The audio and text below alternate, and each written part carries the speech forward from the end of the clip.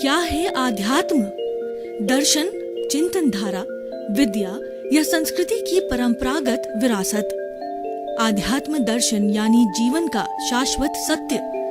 मानव जीवन से जुड़े शाश्वत सत्यों को जानिए और समझिए उपासक डॉक्टर सोहन राज तातेड़ से हमारे खास कार्यक्रम आत्मविज्ञान में।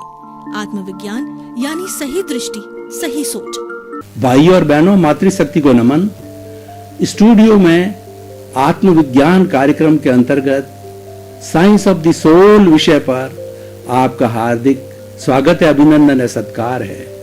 आत्मविज्ञान कार्यक्रम जिसके केंद्र के अंदर आत्मा है, आत्मा की बात की जाती है, आत्मा का कैसे उत्थान हो और आत्मा किस तरीके से हमारे इस जन्म को और अगले जन्म को और पूर्व जन्म के अंदर क्या करके आई है, इन सब बातों का खुलासा किया जाता है।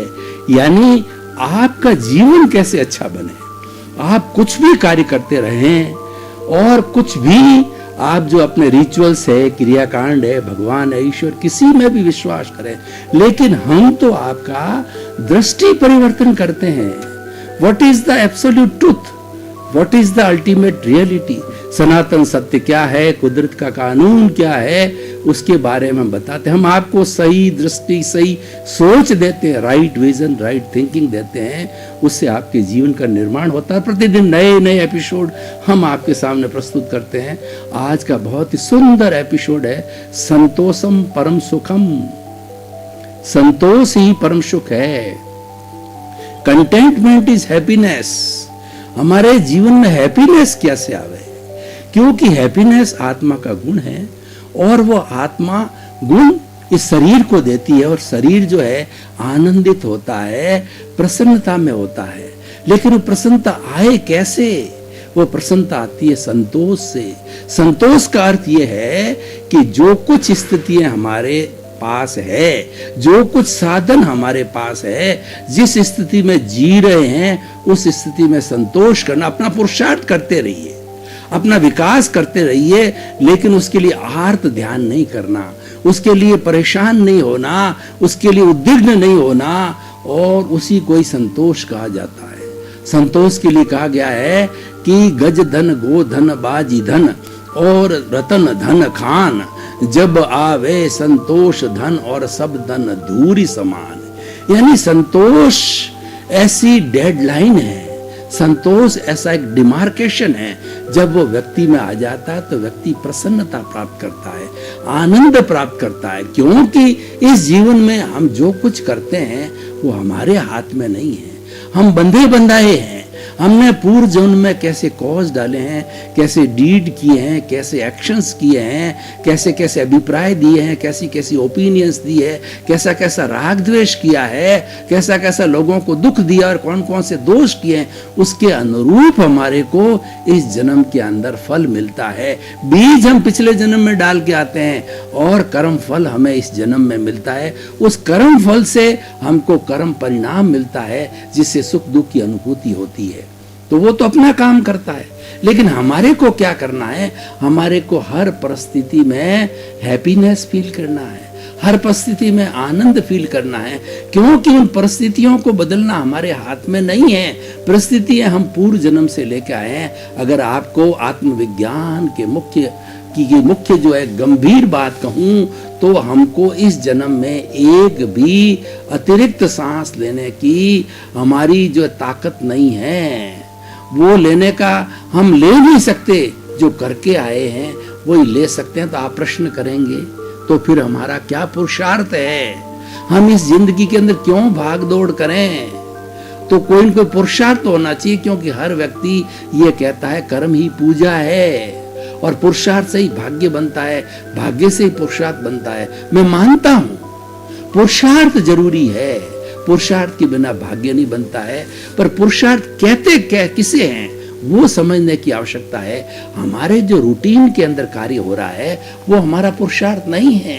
तो पूर्व जन्म के किए हुए डीड्स का फल है।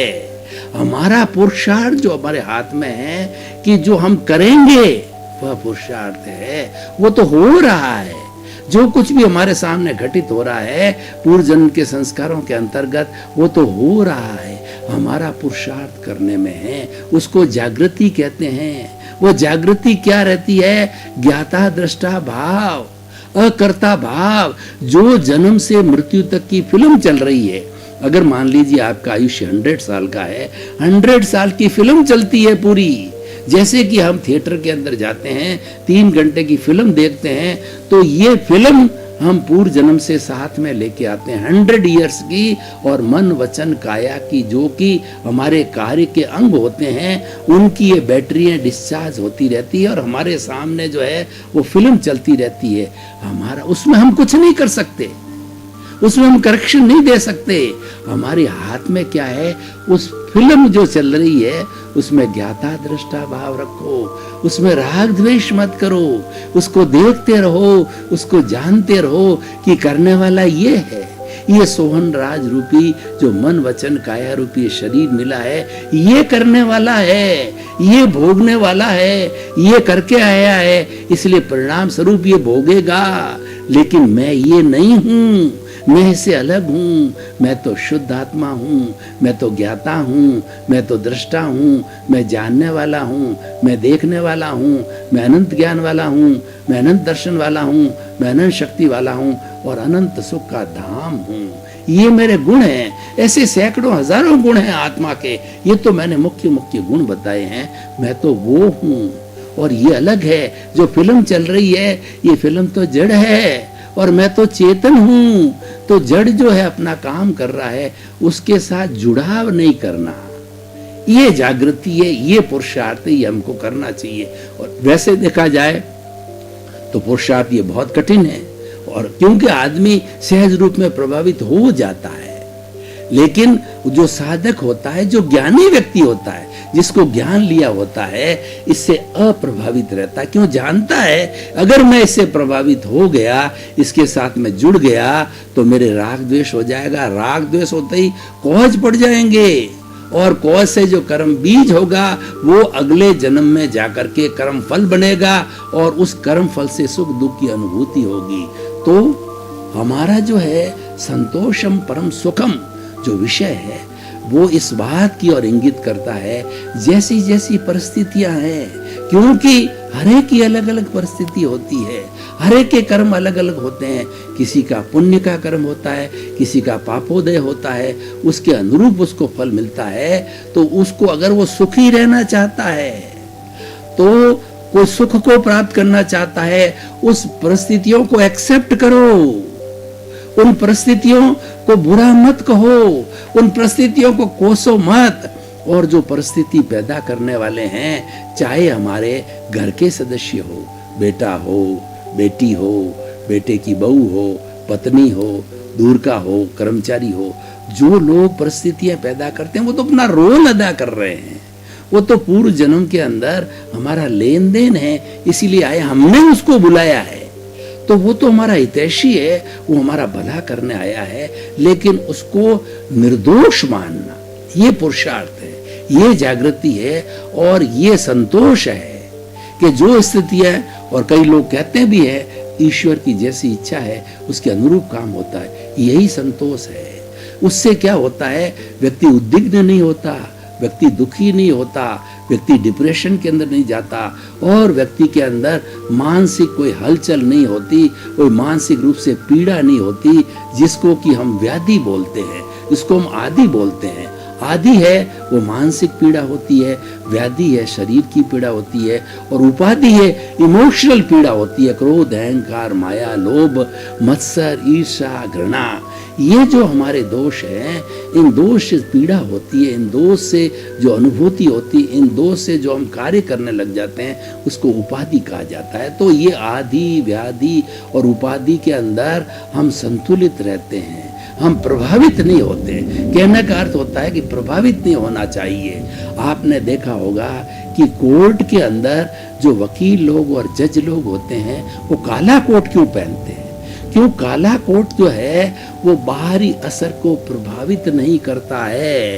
किसी ने कोई इमोशनल हो जावे, कोई रोने लग जावे, तो वो लोग तो गवाही के आधार पर, पेपर्स के आधार पर, डॉक्यूमेंट के आधार पर, सच्चाई के आधार पर निर्णय लेते हैं। उसके इमोशन से किसी जो है वो जो अपराधी है उसके रोने से प्रभावित नहीं होते। ऐसा नहीं है कि अपराधी कोई स्त्री है, रो रही है तो उसको माफ कर दो, उसको उसके पक्ष के अंदर जजमेंट दे दो, इसीलिए वो काला कोट होता है।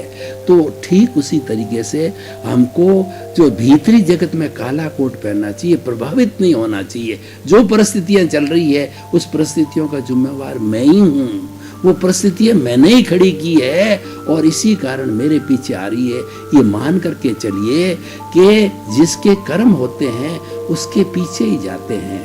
अगर आप जो है अनैतिक कार्य करके धन कमा रहे हो, अनैतिक कार्य से आपके कर्मों का बंधन हो रहा है, और जब आप अगले जन्म में जाओगे यमराज आपको जो बोलेगा कि आपने ये कुकार्य किया, अनैतिक कार्य किए हैं, आपको 100 हंटर लगाऊंगा।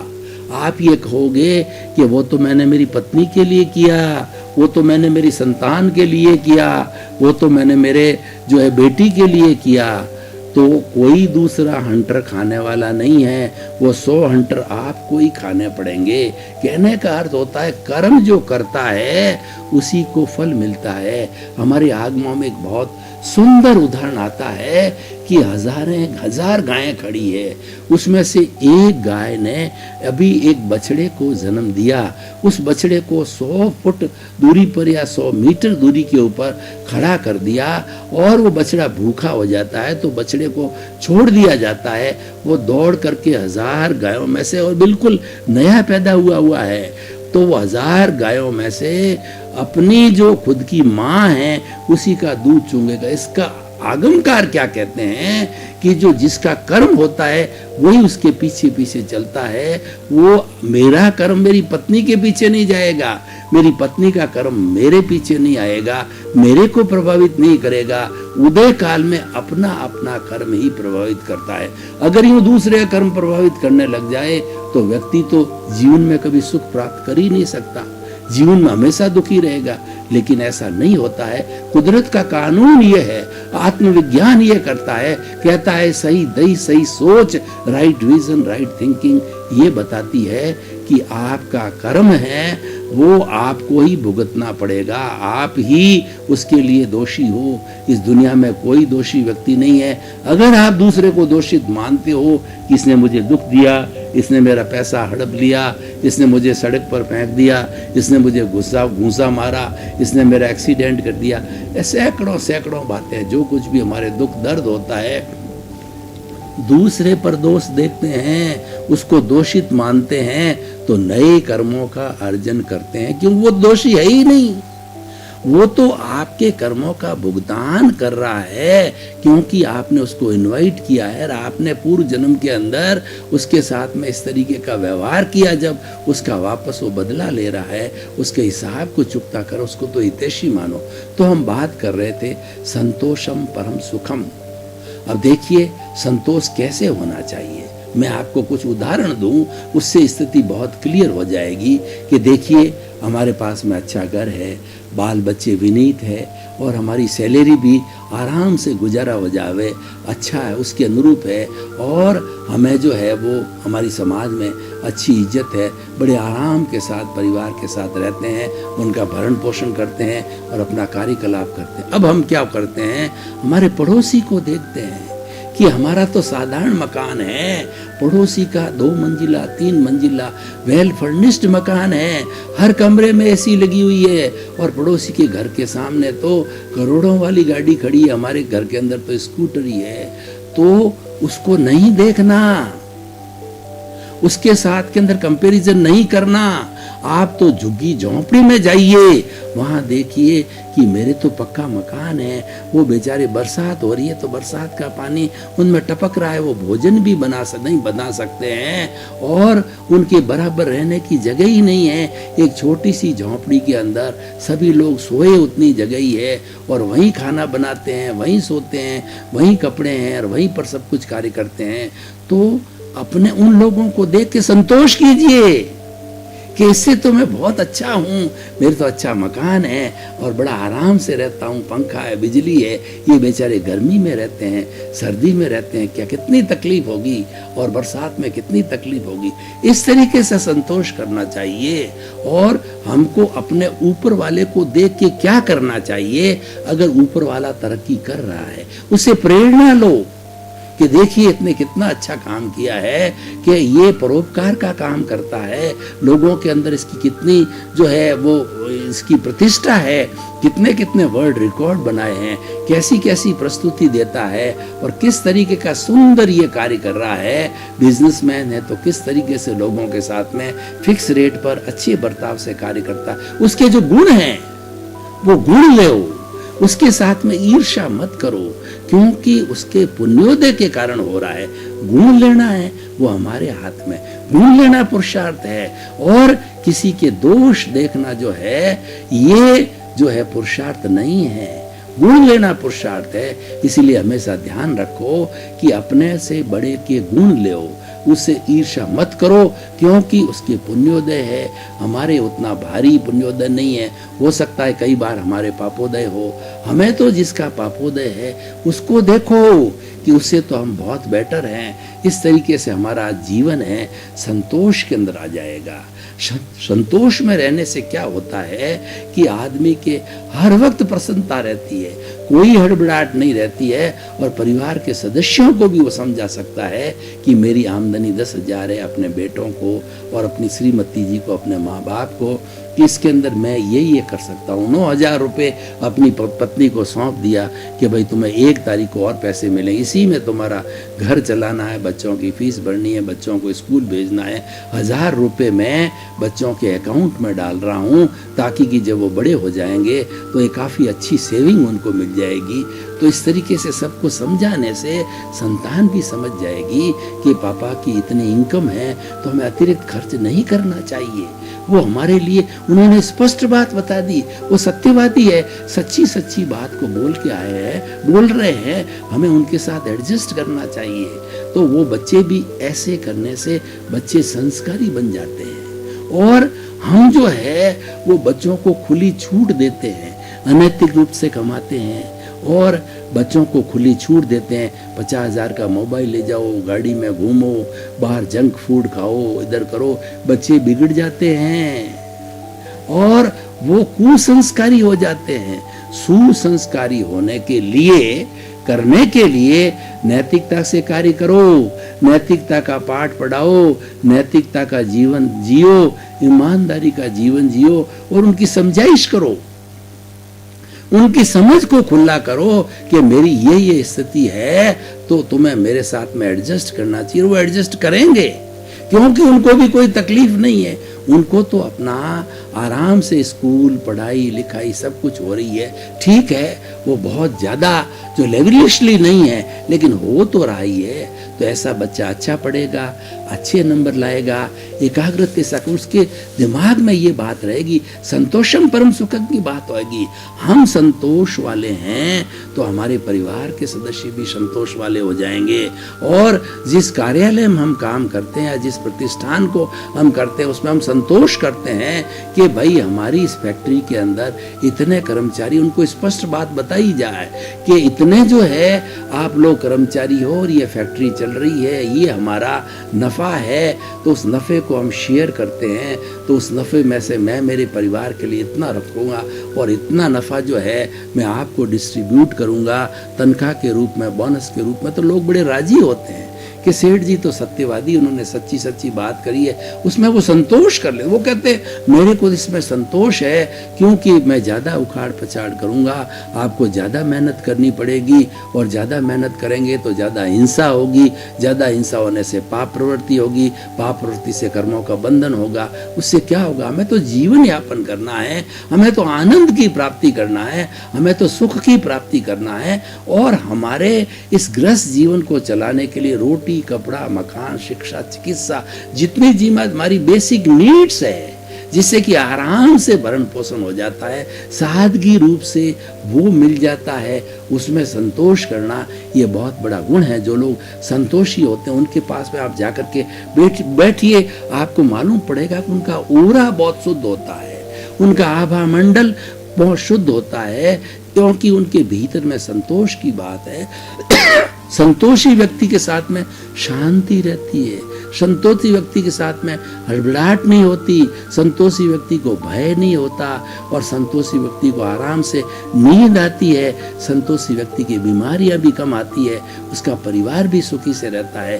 क्यों कि वो सब एकदम खुले चिंतन से चलता है कि मेरे पास में इतना इतना साधन है, उन साधनों का उपयोग करना है और उन साधनों से ऊपर जो है मुझे कर्ज लेकर के और एक नई बीमारी को नहीं पालना है, इसी में ही काम चलाना है। तो वो व्यक्ति वास्तव के अंदर एक ईश्वर का रूप होता है। हमने बहुत से संतोषी लोगों को देखा है जिनके पास में बहुत बड़ी धनराशि नहीं है, लेकिन वो गुणों के पुंज है। संतोष एक ऐसा गुण है कि दूसरे गुणों को ले आता है, विनय को ले आता है, आदर को ले आता है, सम्मान को ले आता है, सुख को लाता है, प्रसन्नता को लाता है, आनंद को लाता है। ये सुख की जो है वो सबसे कहना चाहिए गुण है सुख का, कि वो दूसरे गुणों को भी लेकर के आता है। जब हम किसी एक गुण को धारण करते हैं तो एक गुण नहीं आता है, विनय ऐसा गुण है, अगर विनय का गुण हो तो सैकड़ों गुणों को आता है। और अवगुण की बात करें, आपने एक अहंकार को बुला लिया तो क्रोध, माया, लोभ, ये ऑटोमेटिकली हमको पता नहीं चलेगा, लेकिन पीछे रास्ते से वो हमारे अंदर आ जाएंगे, हमारे जीवन में आ जाएंगे, क्योंकि उनका पैक्ट है, उनका आपस के अंदर जो है एग्रीमेंट है। एक को बुलाया तो वो अकेला नहीं आता है। यही हाल गुणों का है, एक गुण को बुलाएंगे वो अकेला गुण नहीं आता है, गुणों की जमात होती है, वो साथ में आते हैं। तो कुल मिलाकर के मैं निष्कर्ष की भाषा में भाई और बहनों कहना चाहता हूँ कि जीवन में हमेशा संतोष करो। एक संतोष बहुत सुंदर गुण है। संतोष आपको सुखी बनाता है, आपके परिवार को सुखी बनाता है, और जिस प्रतिष्ठान में हम कार्य करते हैं तो उसके सामने हम एक संतोष का रोल मॉडल देते हैं, तो व्यक्ति हमको फॉलो करते हैं। संतोषी व्यक्ति है कभी भी फालतू रूप का जो है वो खर्चा नहीं करेगा, बेयर नेसेसिटीज में ही करेगा। वो जब परचेजिंग करने जाएगा तो सबसे पहले चिंतन करेगा कि क्या मुझे इस चीज की आवश्यकता है कि नहीं।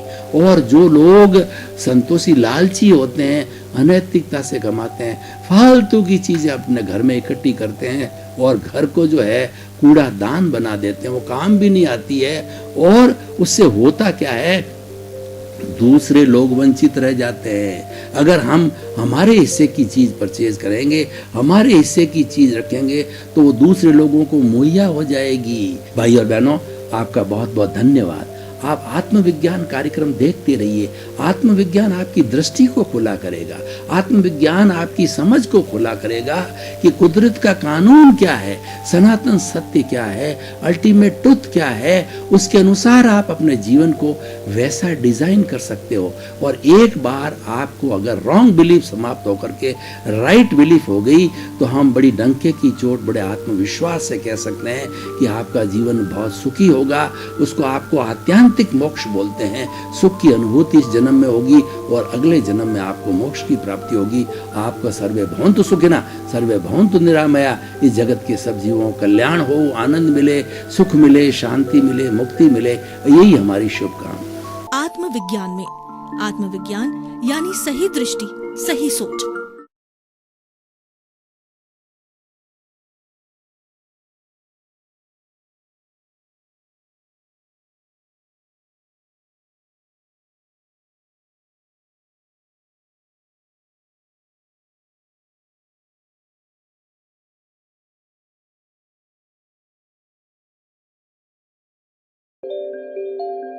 क्या है आध्यात्म?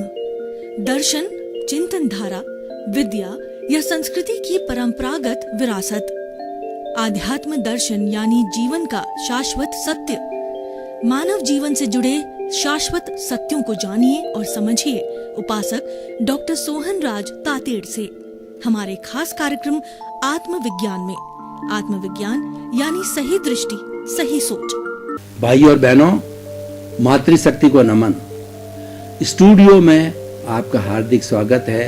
हम आपको आत्मविज्ञान साइंस ऑफ द सोल कार्यक्रम के अंतर्गत सही दृष्टि, सही सोच, आपका राइट विजन, राइट थिंकिंग के बारे में, आपकी रॉन्ग बिलीफ को समाप्त करके आपको राइट बिलीफ देने के लिए आए हैं। उसी के अनुरूप जो है हम प्रतिदिन नए नए विषय आपके सामने लाते हैं, ताकि कि आपकी समझ खुली हो जावे, आपको सम्यक दर्शन मिले, आपको राइट विजन मिले, आपको राइट दृष्टिकोण मिले और आपको सही दिशा मिले। सही दिशा मिलना एक सम्यक ज्ञान है, और ये सम्यक दर्शन किसी को मिल जाता है, सम्यक ज्ञान किसी को मिल जाता है, उसका जीवन धन्य हो जाता है। एक सम्यक दर्शन वाला व्यक्ति खुद तो आनंद की अनुभूति करता ही है, अच्छा सज्जन सन्यासी बनता ही है, साथ साथ में औरों को भी उस रास्ते पे लाता है। और तो रॉन्ग बिलीफ वाला एक रॉन्ग बिलीफ की टीम खड़ी करता है, राइट बिलीफ वाला राइट बिलीफ की टीम खड़ी करता है। राइट बिलीफ वाले सही रास्ते पे चल के तरक्की करते हैं, रॉन्ग बिलीफ वाले गर्त के अंदर जाते हैं। तो आज हमारा बहुत ही सुंदर और सनातन विषय है अहिंसा परमो धर्म। भाई और बहनों, जो धर्म अहिंसा में विश्वास करते हैं, वो धर्म आत्मा में भी विश्वास करते हैं। आत्मा के साथ में अहिंसा जुड़ी हुई है। अगर आत्मा वैसे या धार्मिक ग्रंथों में से अहिंसा को निकाल दिया जाए तो वो धर्म शून्य हो जाएगा। आज हमारे भारतवर्ष के अंदर यूनिवर्सिटी लेवल पर 55 तरह के धर्म दर्शन पढ़ाए जाते हैं। उन पर ग्रेजुएशन, पोस्ट ग्रेजुएशन, डॉक्टरेट बकायदा जो है वो मान्यता प्राप्त भारत सरकार से पढ़ाई कराई जाती है। और विश्व की बात करें तो विश्व के अंदर हर 5 साल के बाद में दार्शनिकों का एक कुंभ होता है, और वह कुंभ इकट्ठा होकर के 365 तरह के छोटे मोटे धर्म दर्शन जो अपनी अपनी प्रस्तुति करते हैं। हर एक के सेंटर में आत्मा है। इसीलिए इस बात को हमने जो मध्यगत दृष्टिगत रखते हुए आत्मविज्ञान कार्यक्रम चालू किया, और उसके केंद्र में आत्मा को रखा, और परिधि में जड़ को, हमारे साधनों को, हमारी धन संपत्ति को, पद प्रतिष्ठा सबको परिधि में रखा। उसको सेकेंडरी माना। प्राइमरी जो है हमारी सोल है, हमारी आत्मा है। और वही आत्मा अगर हमारे भीतर है तो हमारा अस्तित्व है, और हमारे भीतर वो आत्मा नहीं है, प्रभु नहीं है, तो हम राम नाम सत्य है, जड़ बन जाते हैं। तो इसीलिए अहिंसा, इतना अहिंसा सर्वभूत हेमं करी। अहिंसा सब जीवों का जो है वो कल्याण करने वाली है। सर्वभूतेषु संयम अहिंसा, सभी जीवों के प्रति संयम करना अहिंसा है। अहिंसा परमो धर्म इसलिए कहा गया है कि सबसे परम धर्म अहिंसा है, क्योंकि अहिंसा का अर्थ होता है कि इस जगत के, चराचर जगत के समस्त प्राणियों को मन से, वचन से, काया से, करने से, कराने से, अनुमोदने से किसी तरह का कष्ट नहीं पहुंचे। अपने आप के प्रति भी रॉन्ग फिलीप नहीं रखनी, दूसरे के प्रति भी नकारात्मक भाव नहीं रखने, सबके प्रति सकारात्मक भाव रखना, ये अहिंसा है। और अहिंसा ये कहती है कि आप ये महसूस करो कि इस दुनिया में जितने भी जीव है अपने अपने कर्मों से अपने अपने आयुष्य जीवन जी रहे हैं, और मैं भी अपने अपने कर्मों के अनुरूप जी रहा हूँ। वो भी करता नहीं है, मैं भी करता नहीं हूँ। कर्ता तो व्यवस्थित शक्ति है। जब आप अपने आप को कर्ता नहीं मानोगे तो आपका अहंकार भस्मीभूत हो जाएगा। जो ज्ञानी लोग होते हैं और जो ज्ञानी पुरुष होते हैं, वो मुमुक्षुओं को जो है वो ज्ञान देते हैं, तब जो अहंकार को भस्मीभूत कर देते हैं, अहंकार को विलीन कर देते हैं, अहंकार को शून्य कर देते हैं। वो चीरा फाड़ा करते हैं कि शरीर अलग और आत्मा अलग, और उस अहंकार को निकाल देते हैं। अलग कैसे होती है? उस अहंकार का जो कर्ता भाव है उसको खींच लेते हैं। जिस तरीके से कालबेलिया जो है वो जहरीले नाग का जहर की थैली को निकाल देता है, और फिर वो सर्प को ले करके घूमता है, उसे अपनी आमदनी करता है और उसको नचाता है और अपने हाथ में भी डसाता है, लेकिन कोई असर नहीं होता क्योंकि जहर निकल गया। अगर आपके भीतर से अहंकार निकल गया तो आप ईश्वर हो, आप अपने मूल रूप के अंदर आ गए। और जब आप मूल रूप में हो तो आप किसी को कष्ट नहीं दोगे।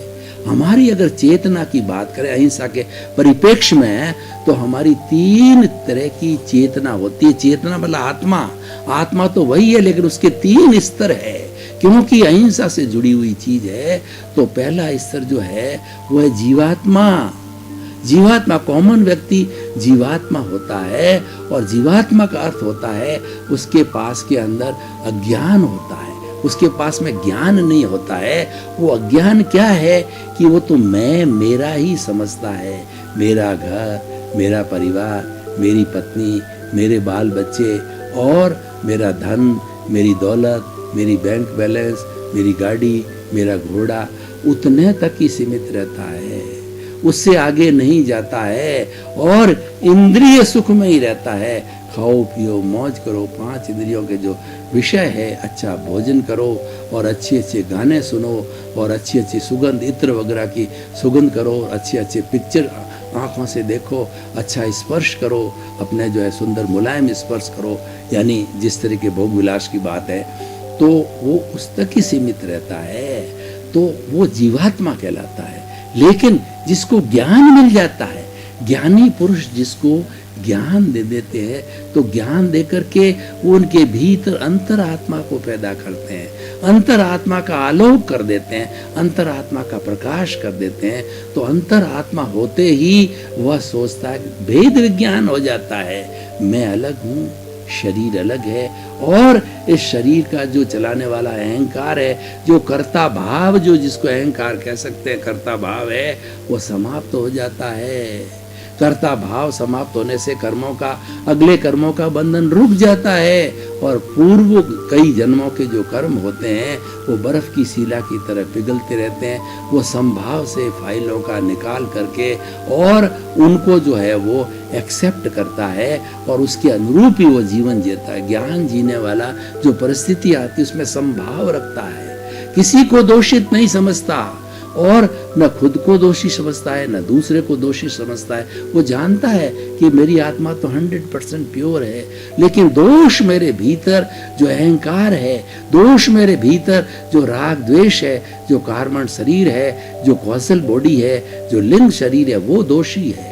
वो दोषी क्यों हुई कि पूर्व जन्म में मैंने कुछ इस तरीके से जो है कॉजेस डाले हैं, कुछ इस तरीके दुष्कृत किए, कुछ इस तरीके से पाप किए, कुछ इस तरीके दोष किए, तो वो राग देश का पुलिंदा कार्बन शरीर के रूप में इकट्ठा हो गया।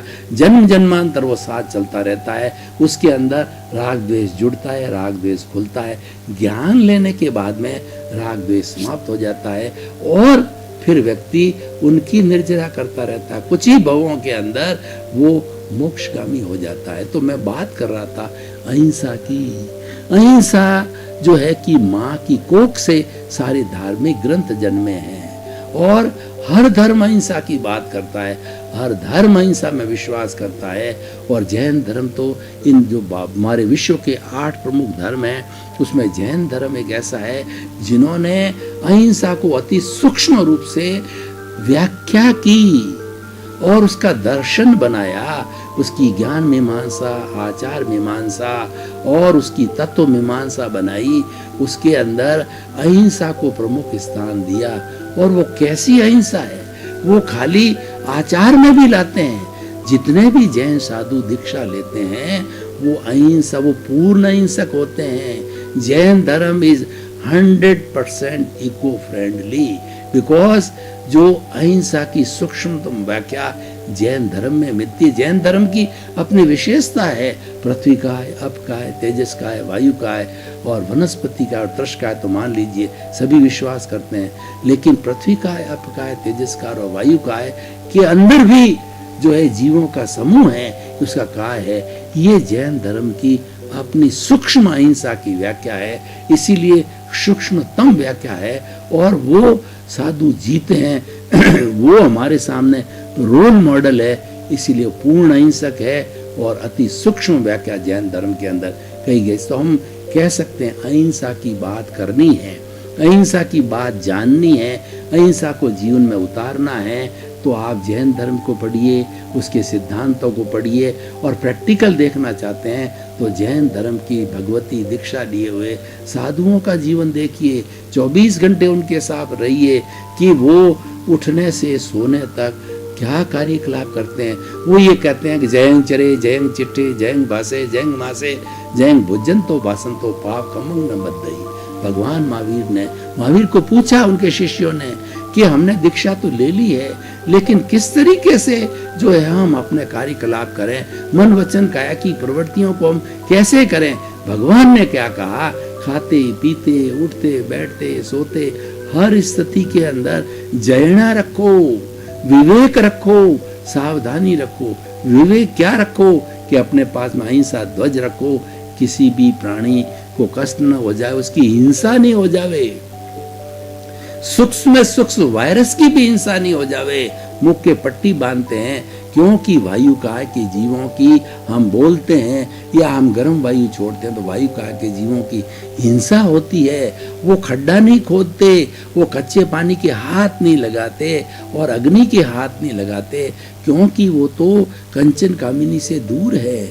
ऐसे अहिंसा प्रधान वो संत है कि उनके 3 बातें होती है। जैन साधु के क्या होती है, जैन साधु के घर नहीं होता, जैन साधु के किचन नहीं होती, जैन साधु के कोई रिश्ते नहीं होते हैं। जिस माँ बाप से वो जन्मा है, दीक्षा लेने के बाद वो कहेगा ये मेरे सांसारिक पिता है, ये मेरे सांसारिक माता है, ये मेरा सांसारिक पक्ष का भाई है। इतनी वो सूक्ष्मतम अहिंसा का जीवन जीते हैं। तो ये अहिंसा परमो धर्म जो सही देखना हो, सही जानना हो, सही जीवन में पालन करना हो, तो जैन धर्म के जो साधु साध्वियाँ हैं हमारे सामने रोल मॉडल है। चाहे आप दिगंबर को देखो, चाहे श्वेतांबर को देखो, चाहे स्थानकवासी साधु साध्वियों को देखो, चाहे तेरापंथी साधु साध्वियों को दो, समस्त साधु साध्वियाँ जैन धर्म के अलग अलग विभाग हो सकते हैं, लेकिन वो अहिंसा का सूक्ष्म रूप से पालन करता है। अहिंसा परमो धर्म के अंदर इतनी पॉसिबिलिटी है, इतनी पोटेंशियलिटी है, इतनी ताकत है कि आज यूएनओ अपना एक स्लोगन मान ले कि अहिंसा परमो धर्म। तो इस विश्व के अंदर जो एक निशस्त्रीकरण लागू हो जाए, आज जो इतना बड़ा जखीरा सभी देशों ने भय के कारण इकट्ठा किया है, हर देश बड़ी बड़ी मार करने वाली मिसाइल ला रहा है, टैंक ला रहा है, पृथ्वी मतलब जो है जल सेना, थल सेना, वायु सेना के सबके बड़े बड़े हथियार इकट्ठे कर रहा है, हर देश कर रहा है। और देश जो है 80% 90% जो है सारा सिक्योरिटी पे व्यय करते हैं, और बेचारी पब्लिक को जो है जो उनकी रोटी कपड़ा मकान शिक्षा चिकित्सा मूलभूत सुविधाओं से वंचित रह जाते हैं। बजट वहीं हो जाता है। क्यों? भय के कारण। सरकार कहती है कि हमारी भीतरी और बाहरी टेरिटोरी को मजबूत करना पड़ेगा और हमें सुरक्षा के साधन जुटाने पड़ेंगे, नहीं तो कोई हमारे पे हमला कर सकता है। अहिंसा परमो धर्म अगर स्लोगन जो हमारे यूएनओ के अंदर हो जाता है कि विश्व के समस्त 206 या 10 जितने भी देश हैं सब अहिंसा की बात करेंगे, अहिंसा का जीवन जिएंगे, अहिंसा की थ्योरी को लागू करेंगे, अहिंसा को समझेंगे और अपने जो नागरिक हैं उनको अहिंसा की बात बताएंगे कि तुम सभी भाई भाई हो, अमर कोई नहीं है, सभी जाने वाले हो। तो जितना जितना समय तुम्हें मिला है आनंद से जियो, सुख से जियो और दूसरे के अस्तित्व को स्वीकार करो। सबसे बड़ी अहिंसा क्या है कि हम दूसरे के अस्तित्व को स्वीकार करें कि वायरस भी एक जीव होता है और एक इंद्रिय, बेंद्रिय, तेंद्रिय, चतुरेंद्रिय, पंचेंद्रिय जो है वो समूर्छम जीव, गर्भ जीव, जितने भी तरह के जीव होते हैं, क्योंकि अहिंसा हिंसा की बात तो जीव पर लागू होती है, जड़ पर लागू नहीं होती है। मेरे सामने टेबल है, मेरे सामने कैमरा है, मेरे सामने लाइट है, तो इनको कितना ही पटको, इनको कोई कितना ही जो गिराओ, इनको तोड़ो, इनको कोई दुख दर्द नहीं होता। लेकिन एक जीवित प्राणी है, चाहे कीड़ी भी है, चींटी के ऊपर अपना पैर दे दिया वो बेचारी मर जाएगी, चींटी के ऊपर पानी डाल दिया तो वो दुख की अनुभूति करेगी। और इस तरीके से जिसमें चेतना होती है उसी को सुख दुख की अनुभूति होती है। और वहीं पर अहिंसा हिंसा लागू होती है, उसको दुख देना हिंसा है, उसको सुख पहुंचाना और उसको अभय दान देना। हमें क्या करना चाहिए? अहिंसा का एक सबसे अच्छा तरीका ये है कि जितनी आपकी आवश्यकता है उसका इच्छा परिमाण करो, खुद के लिए, परिवार के लिए जितनी जितनी चीज की आवश्यकता है, रोटी, कपड़ा, मकान, शिक्षा, चिकित्सा, मूलभूत चीजों की आवश्यकता है, उसका इच्छा परिमाण करो, उसकी सीमा करो। एक घर चाहिए, एक मोबाइल चाहिए, एक गाड़ी चाहिए, एक स्कूटर चाहिए, और किचन में इतने द्रव्य बनाने हैं, इतनी चीजें बनानी। जब सारी चीज फिक्स हो जाएगी तो फिक्स इच्छा परिमाण होने से जो हमारा जो है वो हम जो कमाते हैं उसमें बचत होने चालू हो जाएगी, और वो बचत को हम दूसरों के कल्याण के लिए, परोपकार के लिए लगा सकते हैं। और लगाओ, अच्छी बात है, लेकिन क्या होगा कि इच्छा परिमाण करने से जो हमारी जीवों की हिंसा रुक जाएगी, अहिंसा का पालन होगा। अहिंसा का पालन करने के लिए आप व्यक्तिगत रूप से ये लो कि पृथ्वी का, इसका मतलब मैं एक मकान से ज़्यादा जो है वो कोई मकान नहीं बनाऊंगा, और उसके बाद में मैं ऐसा कोई कार्य नहीं करूंगा कि मुझे पृथ्वी को फोड़ना पड़े।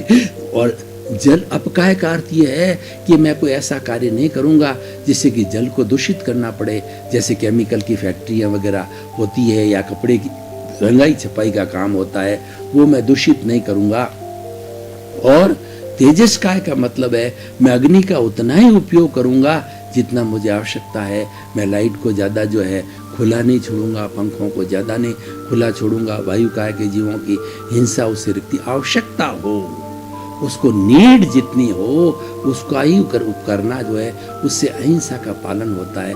ये पाठ व्यक्तिगत रूप से पढ़ाना चाहिए। और यही पाठ मैं आपको पढ़ा रहा हूँ कि भाइयों, ये जो सृष्टि बनी है वो अकेले आप और मेरे लिए नहीं है, ये 84 लाख जीवा योनि के अंदर असंख्य अनंत सभी प्राणियों के लिए है। उस पर हमारी अकेले की बपौती नहीं है, हमारे अकेले का अधिकार नहीं है कि हम उसका दोहन करें, उसका एक्सप्लॉयटेशन करें और उसको दुख दे, कष्ट दे। और बेसिक 5 एलिमेंट्स जो हमारी पृथ्वी, जल, अग्नि, वायु, आकाश को जो है अतिरिक्त दोहन करें, अतिरिक्त मिसयूज करें, तो ये हिंसा है।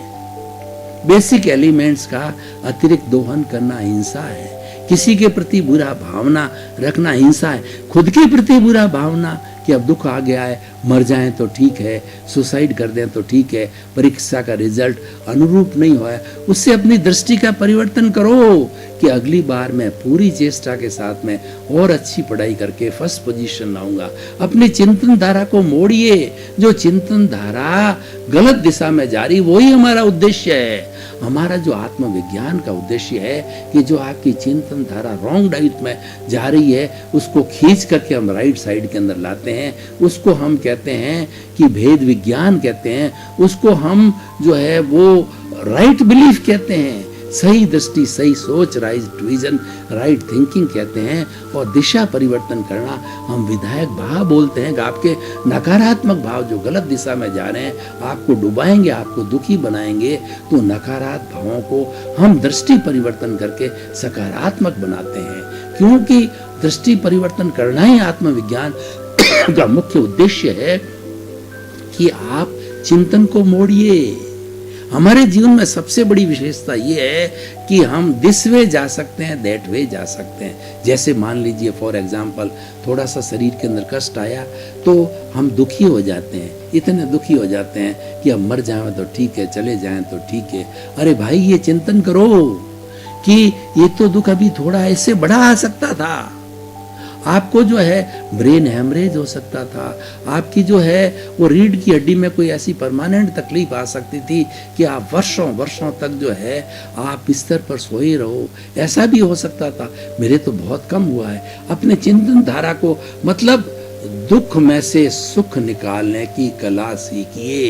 ये बहुत बड़ी अहिंसा है। जब हमारे दुख की स्थिति आती है तो हमें कला सीखनी चाहिए, और वही जागृति होती है। कबीरदास जी ने कितना सुंदर कहा है कि सुख में सुमिरन सब करे और दुख में करे ना कोई। जो दुख में सुमिरन करे, तो जो सुख में सुमिरन करे तो दुख काहे का हो। इसका अर्थ यह हुआ कि जब दुख आता है तो ये नेचुरल एक प्राकृतिक नियम है, व्यक्ति ईश्वर को याद करता है, ये ईश्वर मुझे ठीक करो। अरे भाई, तुम सुख के अंदर ही ईश्वर को याद रखो, वो जागृति है, वो ज्ञाता दृष्टा भाव है। जब सुख की स्थिति में हो, दुख की स्थिति में तो ज्ञाता दृष्टा भाव अपने आप आ जाता है। सुख की स्थिति में ज्ञाता दृष्टा भाव को लाओ, अकर्ता भाव को लाओ, तो दुख की स्थिति पैदा ही नहीं होगी। और अगर पैदा हो जाएगी तो आपका ज्ञान हाजिर हो जाएगा, आपकी प्रज्ञा हाजिर हो जाएगी। 5 आज्ञा आपको ये संदेश देगी कि तू अलग है, शरीर अलग है, ये तो भोगने वाला है, ये तो करने वाला है, तुम वो नहीं हो। सनातन सत्य है, एब्सोल्यूट ट्रुथ अलग है, तुम अलग हो, शरीर अलग हो। ये अपना काम कर रहा है, तुम अपना काम करो, तुम तो ईश्वर भक्ति करो। ईश्वर क्या है? हमारे आत्मविज्ञान में ईश्वर भीतर बैठा है, यही ऊपर वाला है, यही ब्रह्मा है, ये विष्णु है, और यही महेश है, और यही 33 करोड़ देवी देवता है, यही राम है, यही कृष्ण है, ये महावीर है, ये 24 तीर्थंकर है। यही हमारा आत्मविज्ञान का सेंट्रल पॉइंट है। मैं भी राम बन सकता हूँ, मैं भी कृष्ण बन सकता हूँ, और मैं ही 24 तीर्थंकर में से कोई तीर्थंकर बन सकता हूँ। ये कॉन्सेप्ट, और वास्तव में होता यही है। जितने भी हमारे भगवान बने हैं उन सब भगवान ने यही कहा कि अहिंसा का पालन करो, अहिंसा परमो धर्म को अप्लाई करो, और अहिंसा माँ ऐसी है कि वह आपको सही रास्ता देगी। मेरे खाली उपदेश से काम नहीं चलेगा, मेरे उपदेश से कुछ नहीं होगा, और मैंने जो सत्य खोजा है वह सत्य आपको बता रहा हूँ, उस सत्य की तुम भी खोज करो। भाई और बहनों, आपका बहुत बहुत धन्यवाद। आप जो है हमारे आत्मविज्ञान कार्यक्रम को बराबर देख रहे हैं। आप आत्मविज्ञान कार्यक्रम की आत्मा हैं, आप देखते रहिए। आत्मविज्ञान के अंदर ऐसे अच्छे अच्छे सूत्र मिलेंगे कि आपका जीवन धन्य हो जाएगा।